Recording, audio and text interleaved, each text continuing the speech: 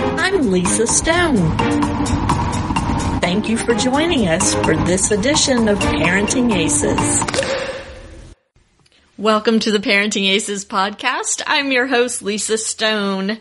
June is prime recruiting season for college tennis coaches, whether they are Division I, Division II, Division III, NAIA, JUCO. The college coaches are out there watching top juniors locally and around the country as well as around the world. In fact, while the French Open was going on, I got notice of several top college coaches over in France watching the junior event, and I'm sure taking copious notes on who they want to get for their programs in the upcoming seasons. So I thought this would be a great time to really expand the conversation about college recruiting and focus a little bit on Division III.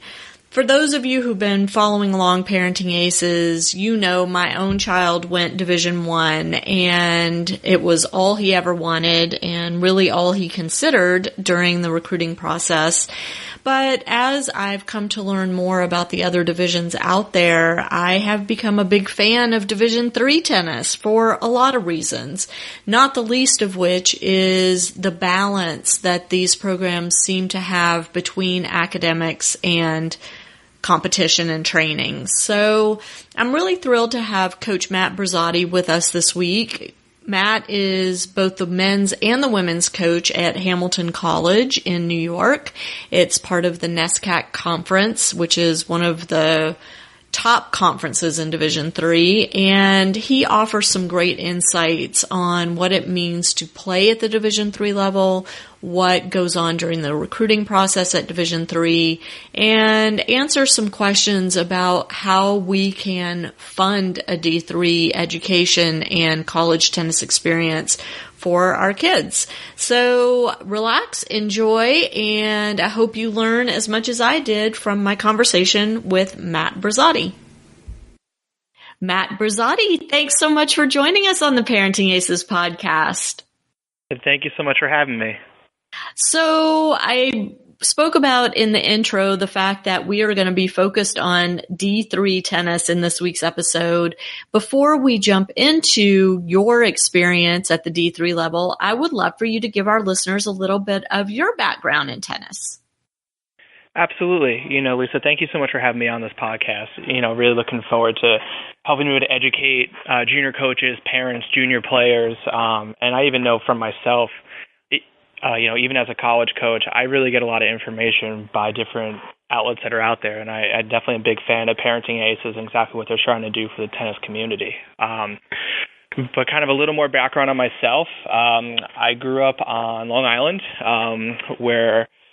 in the part of Long Island where maybe tennis wasn't the biggest hotbed. It was kind of out there on the all the way out there on the East Coast, on the north side of the island as well, where the access to play in the wintertime wasn't always there. And I really started to pick up the game because I had an older brother who's a couple years older than me. He picked up the sport, and being the younger brother, I figured whatever he wanted to do, I wanted to do, but also I think also in the back of my mind, try to be able to beat him as well as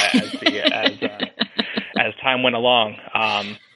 So I really played two sports growing up that I focused a lot of energy on, and that was soccer and tennis. And I was definitely playing soccer at a younger age just because of the access that was out there for juniors.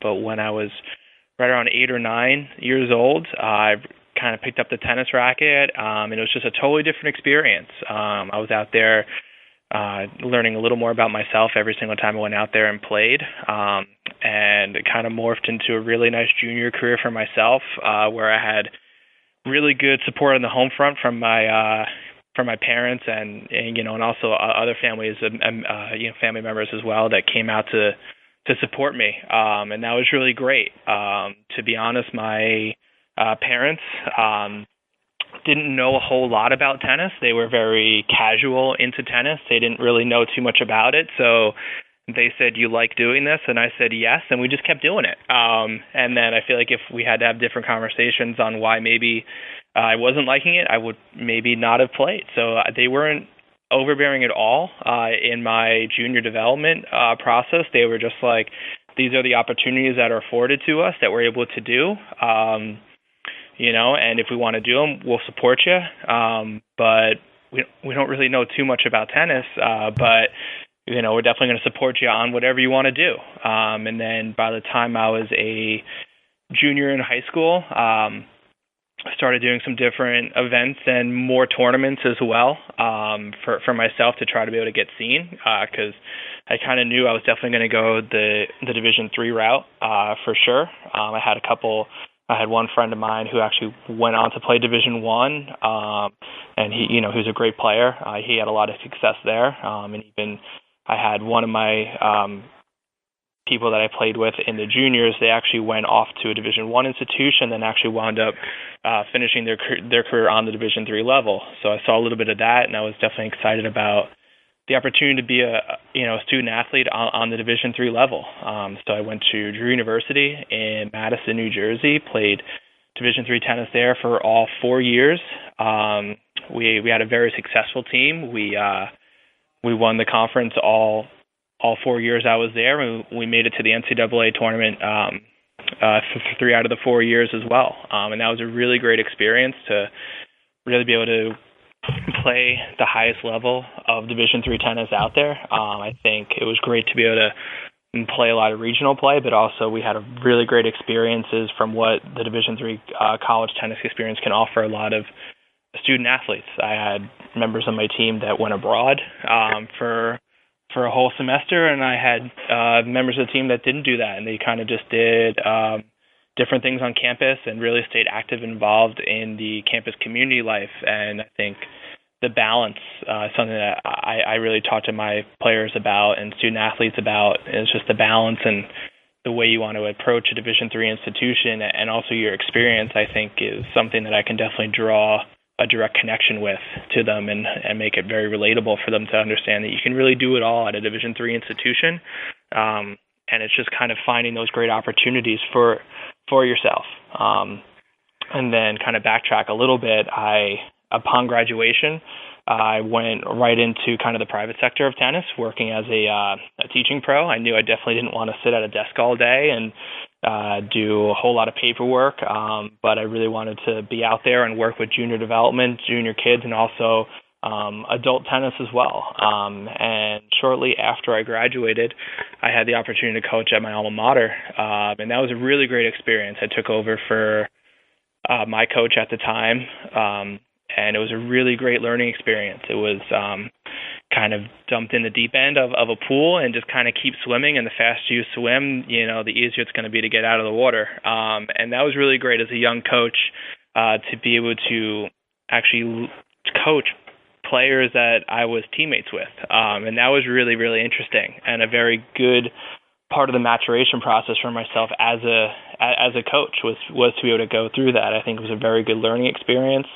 And also really learned great values of respect, communication, and seeing things through a different lens. As you're a young coach, about 22 years old, 22, 23 years old, being able to take ownership of a men's and women's tennis program and really see them excel, and you realize how much, as a coach, you really value what they're doing outside of the classroom. I think sometimes coaches see it through a tennis lens, but I think being able to be a student athlete and then closely going into a coaching role, you really appreciate the time that they give you as a student athlete, because they are getting pulled in a lot of directions. And I think being at a Division III institution, you really learn to respect and appreciate the time that the student athletes give you. Let me just ask you, because I know you mentioned that you coached both the men and women at Drew, and I think that's a pretty common scenario at a lot of D3 schools where the one coach is in charge of both programs. And coming from college tennis yourself, obviously playing on a men's team, what was the biggest challenge for you in coaching the women? I think the biggest challenge initially was trying to understand that it is a little bit of a different game, and maybe things that you wanted to do right away as a coach, you really had to listen to feedback on. And I think you really have to listen to what kind of the heartbeat and temperature of the room is, that I call it, and just really listen to things that they feel that are very successful. I think you always try to implement what you want to be able to do as a coach, and different areas that you feel that you can attack or how to counter things. But overall, from the beginning, I really tried to be a good listener for my student athletes. And I think when you're able to listen, I think then they really care about how much you appreciate them. And then I think that from there, trust is being able to be built. And I think when you have trust with your student athletes, I think, and they really respect how much you care, I think then that really starts creating a very good relationship with them to be able to help them succeed, on and off the court. So I definitely think in the beginning it was a lot of listening, kind of shutting the mouth a little bit, which is sometimes tough. Maybe when you're a younger coach and it's your first thing, you really want to try to say a lot to maybe impress them on knowledge, when really all you have to do is maybe just sit back, listen, take the information that's given, and then be able to spit out kind of the best information possible, where you're taking their side and also you're trying to, throw your flavor on things as well. Right. Interesting. So you moved from Drew over to Hamilton, which is in New York. Is it close to where you grew up, or? It's not actually. It's actually kind of far from where I grew up on Long Island. But I was actually given the opportunity to come here starting in January, and it was just an opportunity that just the caliber of student athletes that you're able to work with, it's just a different environment that you're able to be in academically and also athletically, and competing in the conference that we're able to compete in, which is the NESCAC conference, which has schools such as Bowdoin, Williams, Amherst, Middlebury, just to name a few. You're also able to test how good you can be as a coach, and also as a leader and an educator on really where you can take a program, and what better opportunity than to be in what I consider, which is probably debated, at least arguably the toughest Division III tennis conference in the country. Mm-hmm. How important is conference in D3?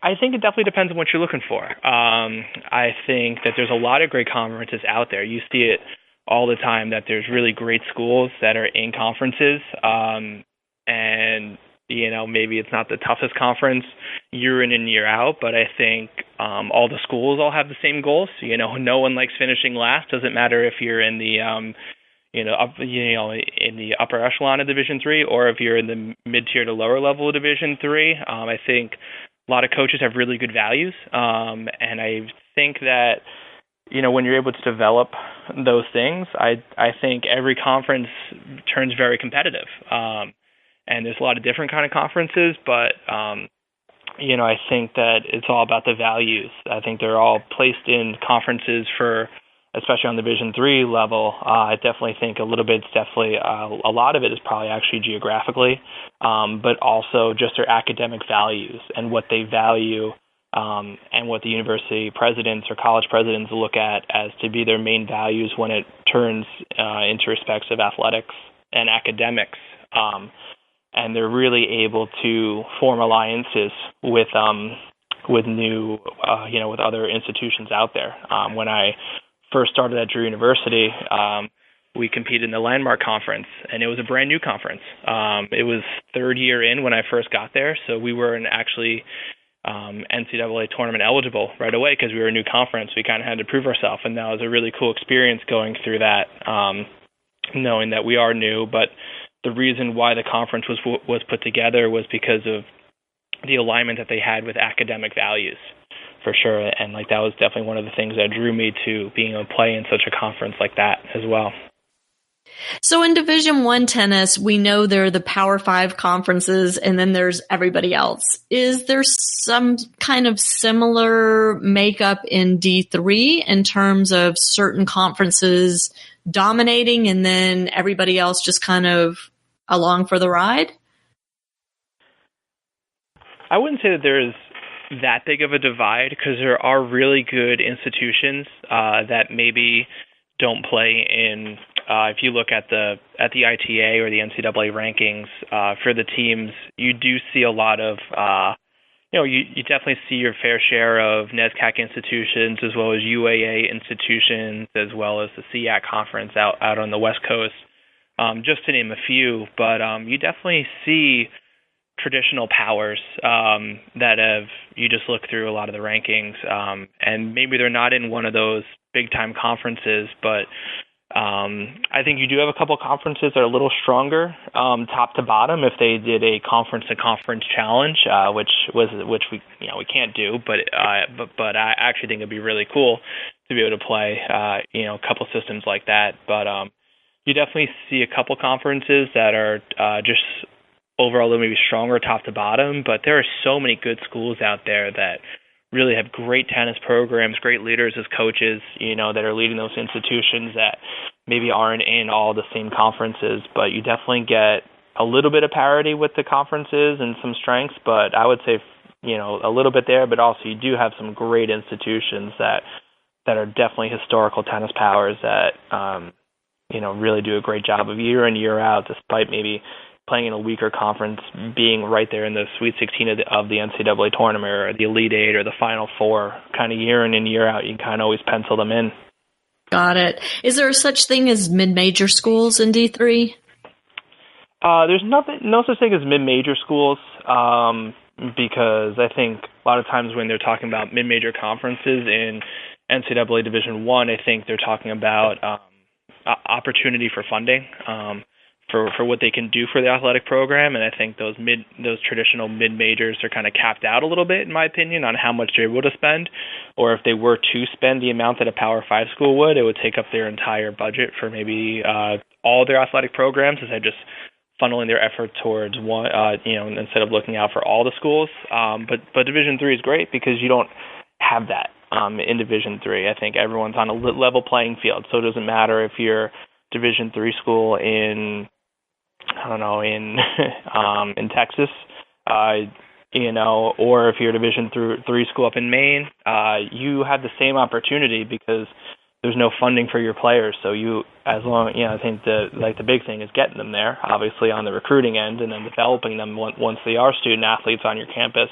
But it's kind of nice that, you're not feeling like you have to go if your school only has 2 scholarships, you're playing against an 8 scholarship school. I think that's a little bit of a difference there on the kind of student of the student athlete you can get. It's all very on a level playing field for Division III because there is no funding. So it's kind of every single year anything can happen as well, which I really like, and it's the beauty of it. Mm-hmm.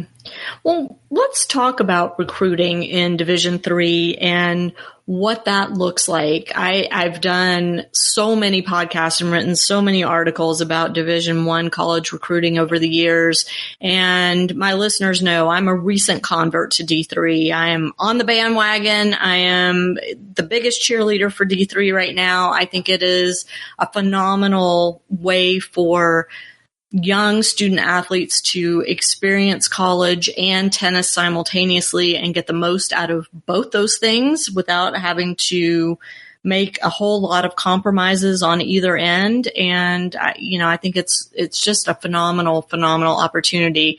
But the recruiting is different because, as you said, there are no scholarships for tennis at D3 or any sport for that matter. The scholarship money exists at the academic level or at the need level rather than the athletics level. Absolutely, and that definitely changes a little bit of the ballgame that you're working with. I think the biggest thing, I guess one of the I definitely think there's 2 big myths about Division III tennis. One, if you go Division III, you're not playing at the same level as a lot of the Division I schools. I would definitely argue, and I think you can use definitely a lot of different tools out there, such as UTR, tennis recruiting, and you can see that just by the types of students that are going to these institutions, that there's a really good parallel between the two. And just because it's labeled Division III doesn't mean that their tennis level is not good, or it's just a walk-on, or it's a glorified club. I would definitely would love to argue anyone who would say differently. I think that would be a really great conversation to have.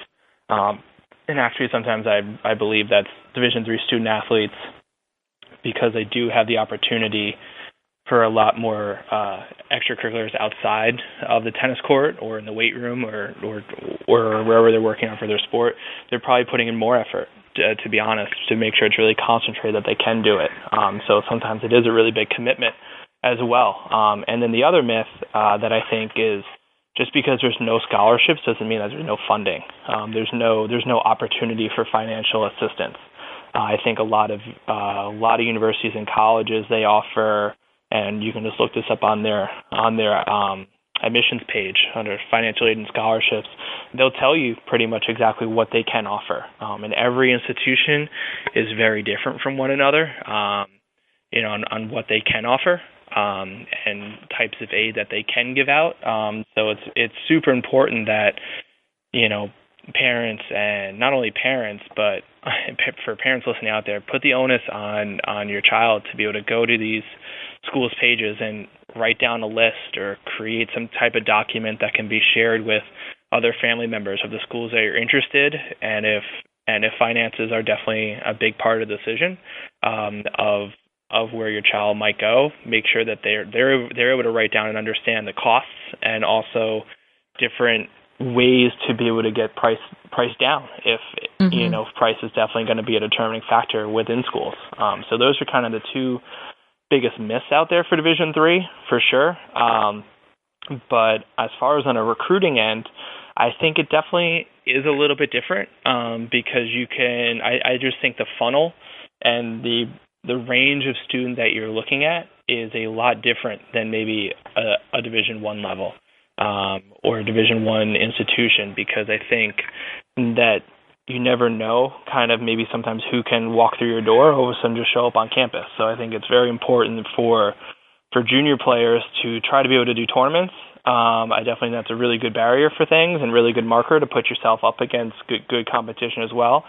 But also finding different showcases or camps as well to be able to help increase your access to coaches. I think in my experience, I would go to a lot of local USTA tournaments, and I'd be the only college coach there, be the only one. It was kind of nice at the same time, but also it doesn't really help increase that kid's exposure or your child's exposure to many different college coaches. I think showcases and camps where you're able to be around coaches and see coaches. You just look at some of the numbers that, different types of events can bring in of number of coaches. Where else are you going to get a pool of 65, 70 coaches at one place for tennis? It might happen in other sports such as basketball. I talk to a lot of different coaches about their recruiting tactics, and they're like, I go out to a place or I go to a random game, and if there's a player that's very talented, you see 6, 7 coaches there. For tennis, I don't think it's the same. Maybe it has to do with budgets or something like that the coaches aren't able to do, or sometimes it's a one-man or it's a one-coach operation where there's only one coach trying to do multiple teams, and there's only so many hours in a day. So they might not be able to go to all the events that they would like. But I definitely think for Division III recruiting, I think it's important that you get your child exposure to these events. I think there's a lot of them that are coming through. I think when I know as I was in a junior phase, there was only maybe 1 or 2 events out there that are still going, such as Tim Donovan, what he does with showcases, as well as what Ed Crass is able to do with his college tennis academy. Those are really the 2 players in the beginning, and now you see a lot of other events starting up, because I think it is very important to be able to have your child exposed to coaches and other levels of different players out there, so that way maybe they understand a little bit more. If I was thinking, I just want to play Division I, you kind of put yourself in that environment of other like-minded people who want to go play college tennis and be a student athlete as well, and you can see how similar they are, and also how maybe you can step up your game a little bit to try to kind of stand out and stand out in front of a crowd a little bit more. Sometimes it's a little bit intimidating for student athletes, and especially junior players when you're talking about them being 15, 16, 17 years old. I think sometimes it is intimidating, but I think what they'll quickly realize is that it's a very nice community that college coaches really try to create for junior players, because we want them to feel comfortable. We want them to be able to show who they are as a person. I think that's always a big thing, especially on Division III level. You're able to spend a lot of time with the student athletes, and you really want to make sure that you're always bringing in quality people that could be a really nice addition, not only to your team on the court, but also what are they going to be off the court as well, what you're trying to build with team culture. So I think the Division III recruiting process through tournaments, but also different showcases and camps, it really does a really nice job to be able to give opportunities. And that's all we can do, is just try to give opportunities for parents to have their children be able to have this opportunity to be able to go play in front of coaches, because nothing beats when you're able to meet a coach and talk to a coach and talk to them about their program. You're able to get excited about it. Nothing else replaces that. All websites kind of look a little similar at the end of the day. So it's a matter of trying to be able to put your front foot out there and try to say, hey, this is who I am. This is what I'm looking for. I'd love the opportunity to talk to you about your program in school. Well, and full disclosure, you do some work with Tarek Merchant, and I'm recruitable in the collegiate exposure camps there. So I just want to make sure my listeners know that. Besides those camps, the collegiate exposure camps and Donovan and Crass, are there others that you go to, or that you know that your colleagues go to and have good success in terms of meeting the right players, and I'm using air quotes, for their programs? Yeah, I also have the opportunity to work Ed Crass's camp that he does as well, and that's kind of funny, being a former camper to now one of the coaches there. So it's been a really nice full circle experience, be able to work with him and his staff. But also you do have Donovan. You also have what the USTA is doing down in Florida as well, at the National Training Center. There's also something out there with the John McEnroe Academy that I've been to as well, out there on Randall's Island, that they continued to do. So a lot of how to find things is through other coaches, because they're really great resources, but also just kind of trying to put in the work. I think the access to information is out there. So if you're trying to find different tournaments to be able to be at, and you're trying to look for maybe a national tournament to go to, or a nice, really regional local tournament that, that'll have a lot of good players in it, you can be able to definitely be able to do that research. So I think a lot of major players are definitely offering the services. It's a matter of trying to be able to just put yourself out there a little bit. I think that's very, very big, because coaches put themselves out there for yourself to see them on court and interact with you as a player, and also meeting parents as well. I think is a very big part of the process. But also making sure that your child also has the opportunities to be able to be out there. So I think there's a lot of different things, and coaches talk amongst, definitely with other coaches about players that they think would be great fits for their program. So maybe if you go to an event and there's maybe a couple schools that you're interested in, and there's a couple that you're not, you never know the power of the word of mouth, as the power of the word of mouth recommendation that you get from other coaches, because maybe one coach is able to talk to another coach about a player that they weren't able to see, and they say, hey, listen, this is who they are. They were really great on court. I think they'd be great for your program. So definitely coaches also talk amongst themselves a little bit about players that can also be able to help each other's programs, because a lot of programs are in a lot of different places. So sometimes if a player is not right for you, they might be a great fit for someone else, and then an introduction can be able to be formed from there. Sure. And just so my listeners know, I'll have links to all of these showcases and camps in the show notes. So be sure and check that out. And then you can look at them and see if there are dates that work for you.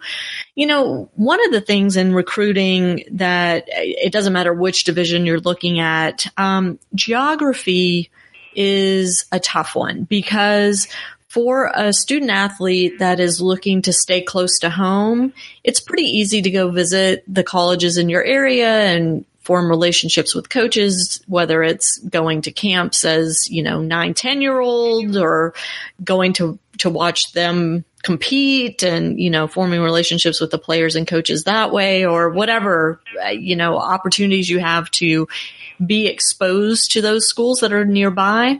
But for a player that's looking to be in a different part of the country for college, my kids all went, well, 2 of my 3 kids went far away for school. One stayed a little closer to home, but getting to know the coaches and the programs that are outside your immediate geographic area is really challenging. And it sounds like from what you're saying, Matt, that these recruiting camps and showcases and combines are really a great opportunity for kids that are looking outside their own geographic area, in addition to the ones that are staying close to home.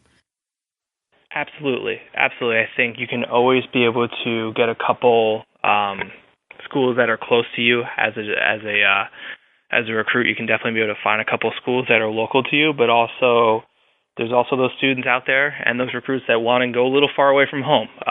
Maybe it's different geographic region for what it can afford, but it's going to be hard if you want to go out to the West Coast and you're based in Virginia to maybe have that college coach fly out to the Virginia State tournament. That might be a little bit tough for them.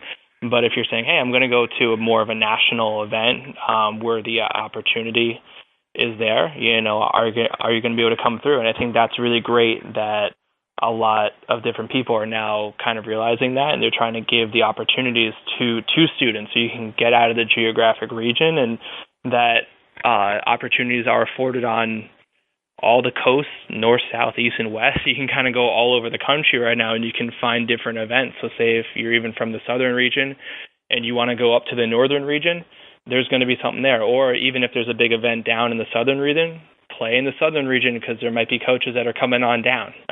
Right. And I think what's great is they definitely do a good job of listing, potential coaches that are going to be there. Everything's kind of subject to change a little bit because sometimes coaches' schedules can change on a dime, just because life also happens as well.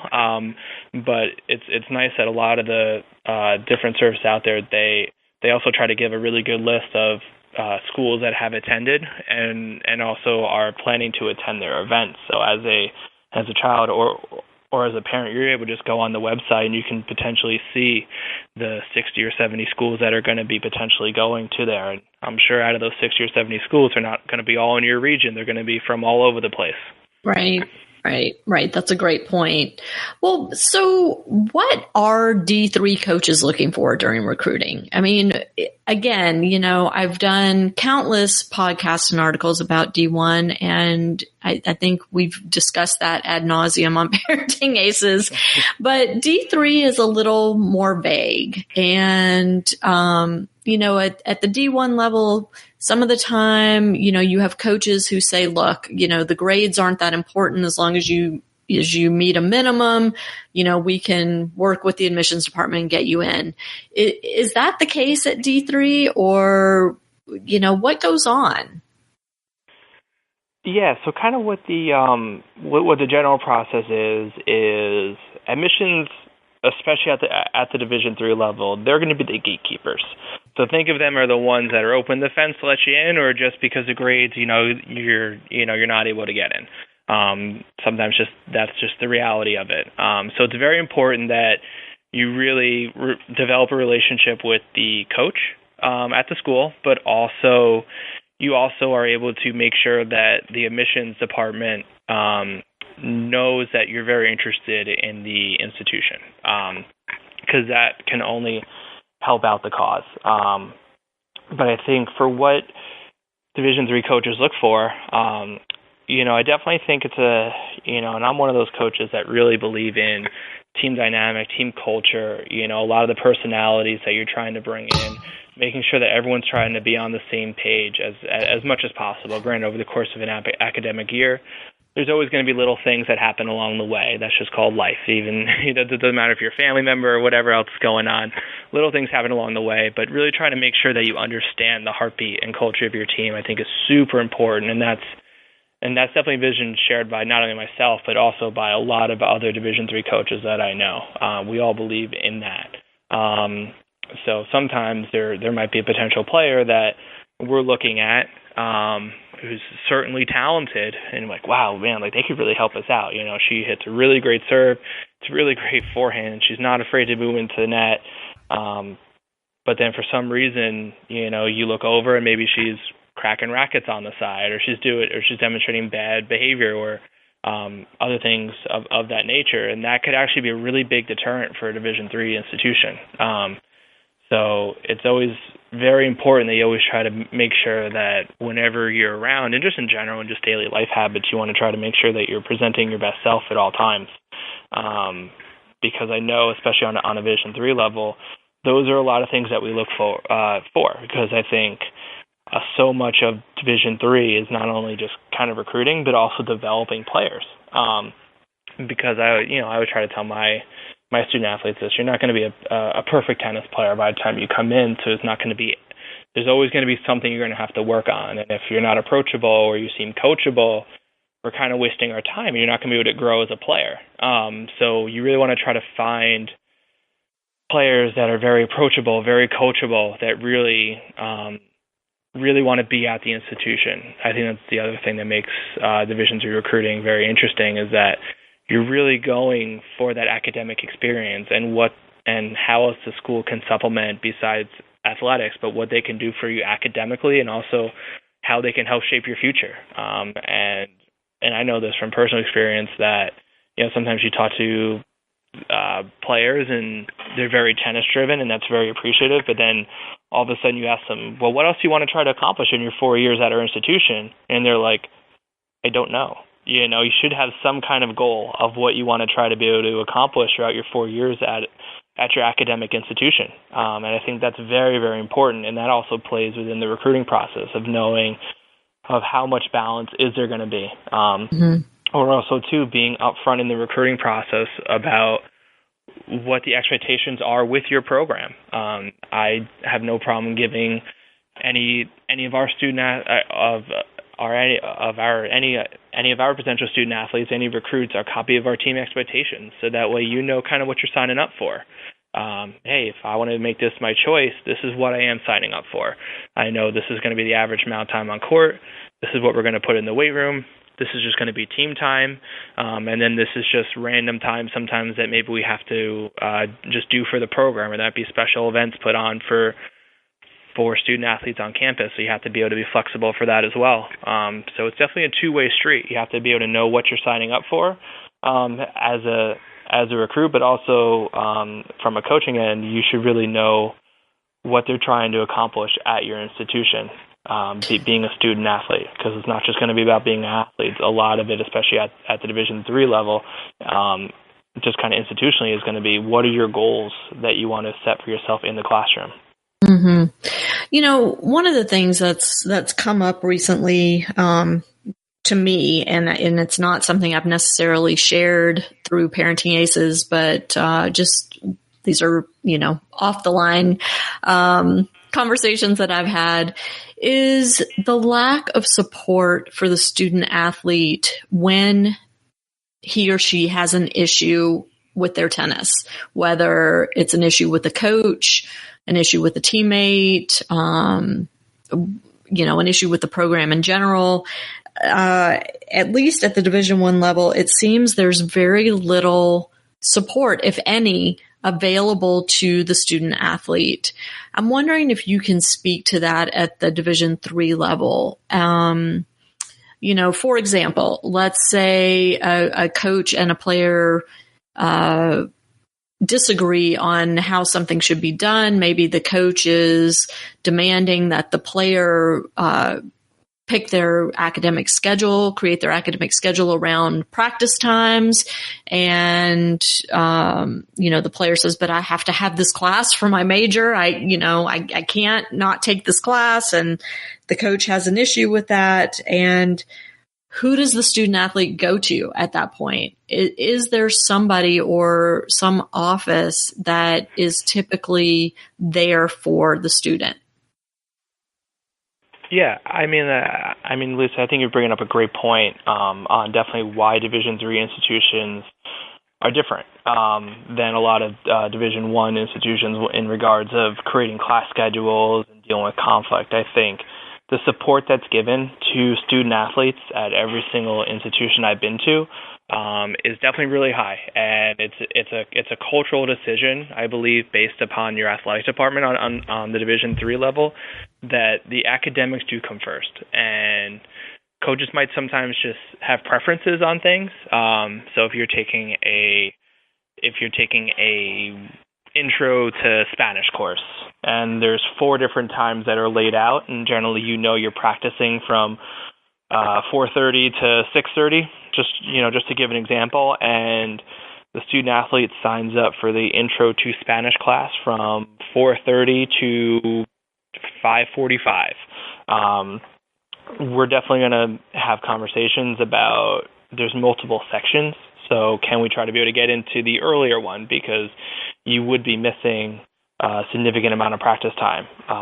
So that's one example of just kind of an intro course. There's going to be other sections. Let's try to be able to work around it if possible. Then when you're talking about upper level courses and courses that the student athlete needs to graduate, it's an upper level lab, for instance, for sciences, or if it's a capstone course and it runs into practice time, we're going to make a really good decision for the student first in this scenario. We're going to take away the athlete piece, and we're just going to focus them on what they need as students to be successful graduates of the institution. And we're really going to work on, hey, listen, if you have to take this lab, I totally respect it, but maybe let's try to find time during the day or maybe after practice that we're able to work on a couple things. So if you have to miss every Tuesday practice because of your capstone lab for chemistry, say, we're going to work together to make sure we're able to keep your progress going. And that's kind of the attitude and cultural decisions that are made on the Division III level to take away the athlete piece and really just focus on what the student needs, because that might be the one section that they need to be able to graduate. And why would they take an extra semester and extra money out of their pocket because you have to practice for an hour and a half to 2 hours a day? Let's really try to be flexible here to work with the student athlete to be able to have them be able to achieve their goals. I think an important statistic to always look at with a lot of schools is their 4-year graduation rate. Are you going to be spending extra tuition dollars for 5 years, and why would that be? Or if 98% of the students get done within 4 years, you know exactly what you're spending on tuition, and we're going to make that happen for the student and for the student athlete. And I think it's really important if from a financial standpoint or any standpoint really, that a student needs to be able to graduate in 4 years, that the student and the parents both are upfront about that from the get-go. Because if everybody's informed from the beginning and on the same page that, hey, we need to make sure we're on track with this, then the likelihood of success is much higher. Absolutely. I definitely think one of the things that should play into the college selection process for any student or parent listening out there is a lot of times they get hung up on the first year and what they're being told is going to be their success in the first year. But college is a 4-year experience, and some of the questions that I think should be asked more by parents and recruits and coaches should try to explain a little bit more, so I think everyone has a hand in this, is that you're going to be a student athlete for 4 years. What do you want your experience to be for 4 years? I think a lot of time it's talking about year one, about your initial impression of the school and where it's going, or that playing time the first year that sometimes get asked. But then maybe by the year 2, it might not be there, and then they're questioning why, what happened, because your only questions are directed towards that first year or that first semester of play. Make sure that you have a good holistic view, just kind of as you're talking about here, is your goals for 4 years, not just the first year. We want to make sure that all 4 years can definitely be done the way that you envision, and that the philosophies line up throughout the 4 years, not just the first year. Mm-hmm. Well, one of the biggest concerns, I think, from the parental side of college recruiting obviously is, how are we going to pay for this? Because if our children have gone through the junior tennis tournament structure in this country or any country really, we've probably spent their college tuition money at least one time, maybe 2 or 3 times, depending on how much we've traveled with them, right? So having some sort of financial support as they enter college is top of the list for many families that I deal with. So let's talk about this funding issue with D3 and the fact that Division III does not offer athletic scholarships, as we've already mentioned, but there are other ways to fund your education at a Division III school. And I would love to hear, Matt, your take on what your role is as coach in explaining that to a PSA and the family, and B, helping them secure that funding. So the biggest thing a coach can do on the Division III level is to make sure that the families of the PSA, the potential student athlete, they're aware of all the options out there for them. They're not allowed to have say in funding or where funding goes. That is something that is not allowed by a coach. But the biggest thing a coach can do is to be able to talk about the opportunities that exist at the institution for yourself to continue to get funding, or to be able to be getting more funding and assistance. And funding is definitely one of the big topics in Division III in general, just about, hey, how do families support themselves, or how, we have a budget on what we want to spend and we're going to be over budget, and, being over budget by $2,000 doesn't sound like the biggest deal for a lot, but then you times it by 4, then you're getting close to $10,000, and that is a very significant amount of sum of money. So making sure that you're able to understand the opportunities that are afforded to you by the different institutions. There are some institutions that will give a lot of aid because of the situations that they're in, and they really want to have a class that includes your child, and they love their scores, they love their test grades, they're like, listen, we would love to give you a 3/4 scholarship for your academics. The way I always look at it is if a college costs $50,000 and you're getting, from a Division I institution, you're getting a $25,000 scholarship, great. So you still have to pay $25,000, but if you talk about getting that same institution, if they're a Division III institution, they say, hey, we're going to give you $30,000 for your grades. Last time I checked, 30 is more than 25. Okay. So that institution that's on Division III level is actually going to be more affordable than potentially the Division I. And academic money doesn't disappear if you get injured or decide not to continue playing tennis. Athletic money goes away. Absolutely. Which we learned the hard way. Yeah. Yeah. I mean, there are some stories out there. I think what they've done on the Division I level, especially Power 5, is trying to guarantee scholarships is a great step in the right direction. But that's few and far between, to put it nicely, where they're going to be able to guarantee that. So you have to really take a look at, what is my situation, or if you realize that, hey, I want to make sure I can guarantee myself this money, all I have to do is just remain academically eligible for it. There are some really advanced scholarships at school that do require you to keep a higher GPA. So you just have to make sure you're able to wear that, and you're able to, really make sure that you're able to do that and commit to that. But 99% of the scholarships in Division III for your academics, they're going to be guaranteed for the 4 years, no matter what happens, exactly as you said here, Lisa. Mm-hmm. And so what kind of guidance can you as the coach give the family? Let's say the family comes in and says, look, my kid really wants to come here. She wants to play tennis for you. You know, you like her. She fits the culture of your team. She's got the grades, but we just cannot afford the tuition. And the only way we're going to be able to send her here is if she gets some scholarship money. What do you do at that point as the coach? As a coach, you obviously remind them of the different financial aid options that are out there. There are instances that sometimes a financial aid number does come back, and because you've built a close relationship with the family in the recruiting process, you know, they might be very open to talking financials with you, just because you've definitely built that trust within the family. And there are sometimes opportunities, and every school is different. Every school is very different with the way they handle it.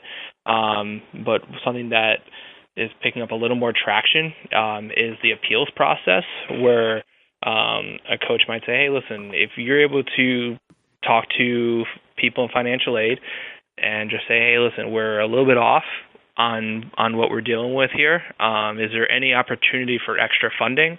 We would love for you to take a second look. And that's called an appeal.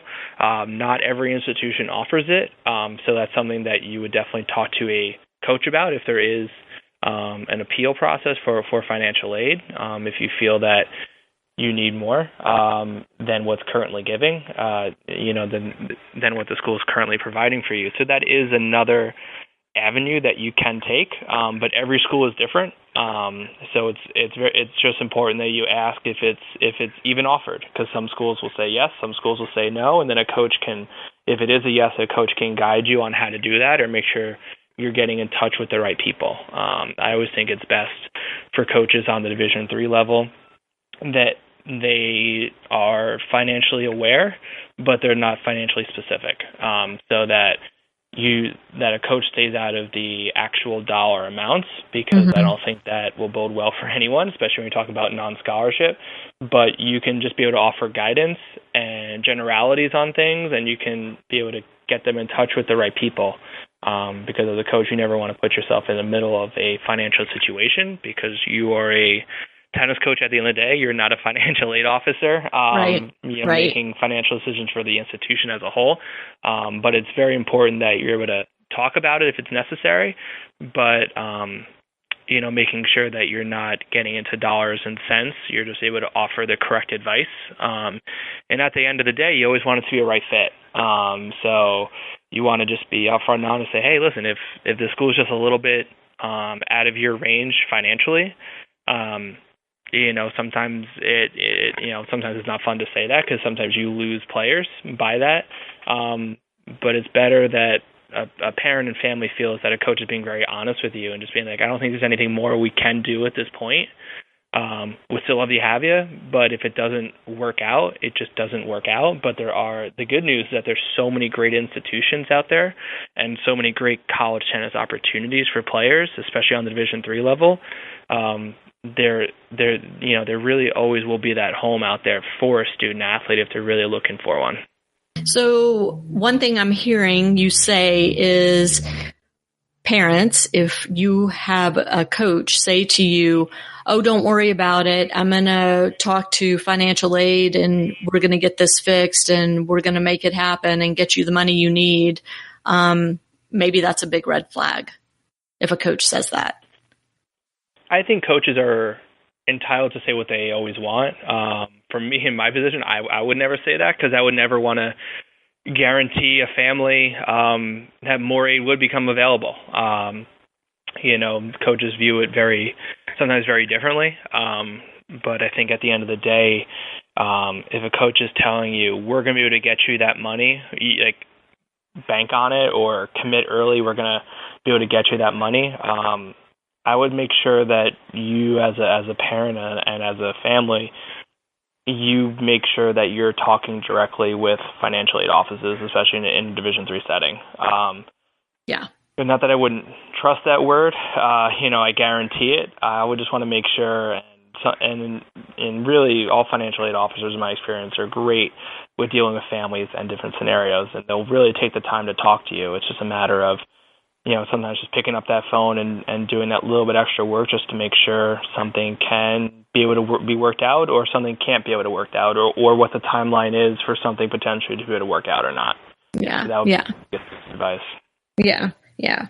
So we're coming to the end of the hour, and one of the things I want to touch on before we hang up is when I was looking at your roster at Hamilton College, both the men's and the women's roster, one thing that really jumped out at me was the fact that on both teams, out of both teams, almost all of the players are Americans. You have one international player on both teams. I'm curious, do you make an effort, and I know you're new to Hamilton, you just started this year, but is this part of the culture at your school to focus on recruiting Americans, or did it just work out that way? I think it kind of worked out that way. I think you're always trying to look for right fit student athletes. And it doesn't matter where they come from necessarily. You're always trying to look for right fits. And there's right fits that, that could be available in France, or there could be, as we have here at Hamilton, right fits that are, that grew up 40 minutes away from school, and some grew up on the other side of the country. So it's trying to make sure that you're trying to get the right fit. And on a Division III level, I think it's great that, generally you check throughout the rosters of a lot of Division III institutions, they are primarily going to be from America.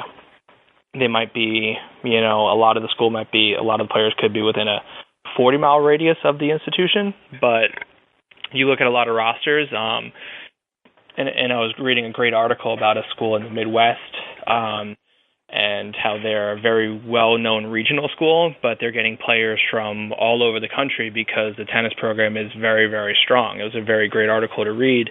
So you're always looking for players, and it's always about the right fit. And sometimes the right fit is the ones that are really right here at home. You have such great talent.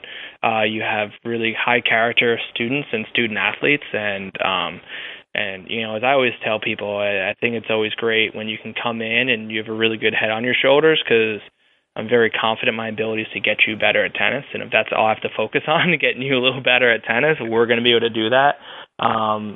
But, and even throughout our recruiting process here for the upcoming years, it looks like a lot of them are going to be from America, as well as I know a lot of peer institutions. It's also going to be the same thing, as well as a lot of friends that I have in Division III coaching, and a lot of them are homegrown U.S. talent. And you can definitely feel that pride when they're playing for the Division III national title.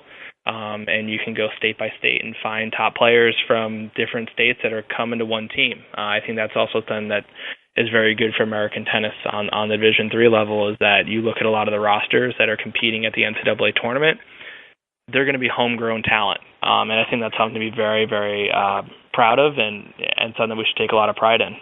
Yeah, absolutely. Absolutely. Well, Matt, is there anything else that you want us to know before we end this little conversation? Just want to thank all listeners, obviously, for, taking the time to listen today about Division III college tennis and Division III institutions. I definitely am a big fan of Lisa Stone and what she's doing with Parenting Aces. I think it's absolutely just an invaluable tool.